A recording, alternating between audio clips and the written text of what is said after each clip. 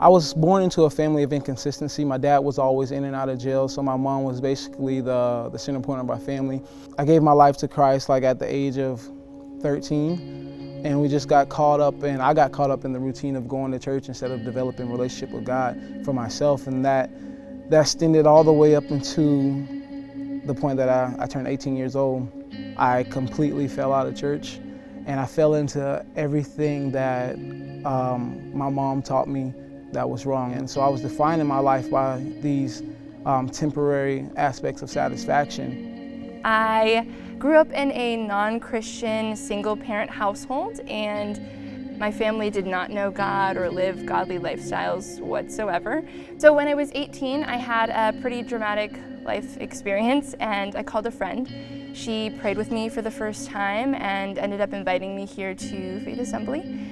I came that Wednesday night. I remember crying the entire service, and then I went to the altar and I gave my life to God. My life just completely flipped around, and I remember realizing that God was calling me to full-time ministry, but I had like zero idea what that meant or what that looked like. In the first voice conference, it's called Loud, and that's when I met this beautiful girl.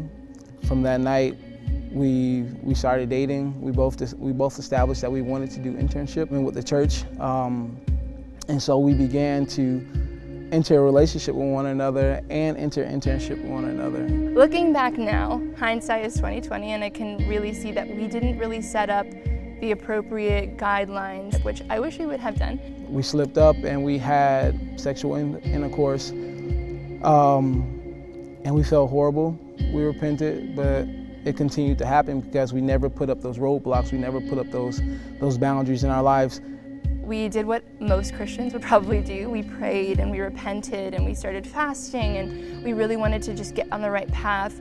And about a month later, we found out that we were pregnant. And it was very traumatic and very heartbreaking for me personally, just because I kind of hit this point where I realized that God had changed my life so much, and He had transformed me in so many ways, and I knew that He was calling me to ministry, but I felt like I had just blown it and that I wasn't going to be able to come back from where I was.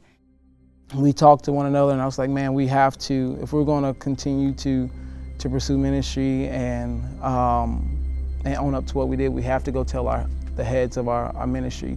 I remember walking into the office and feeling so shamed. I felt like the condemnation was just very overwhelming, and I felt so dirty, and I felt embarrassed. And I remember like the pastors looking at us and just telling us that our call was irrevocable, and that God knew when He called us to ministry that this would happen, and He still chose us, which was really something I think that we both needed to hear, because we had just thought that it was over, like our future in ministry was over.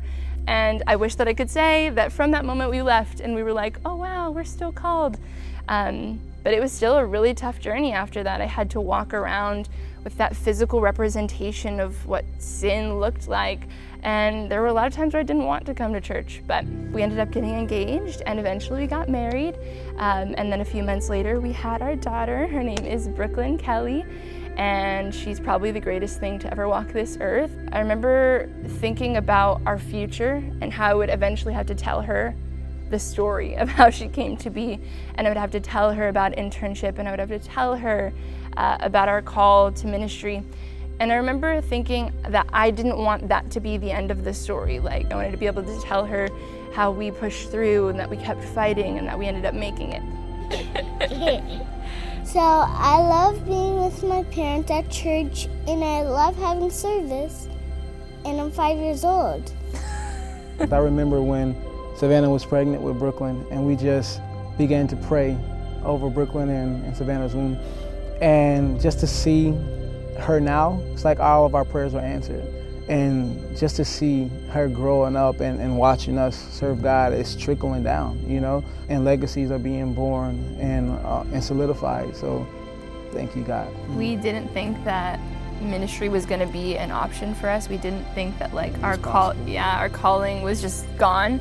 But the comeback journey that God has brought us on has been really awesome, and I think that we've learned so much about each other, about ourselves, and most importantly about God and how much He loves us.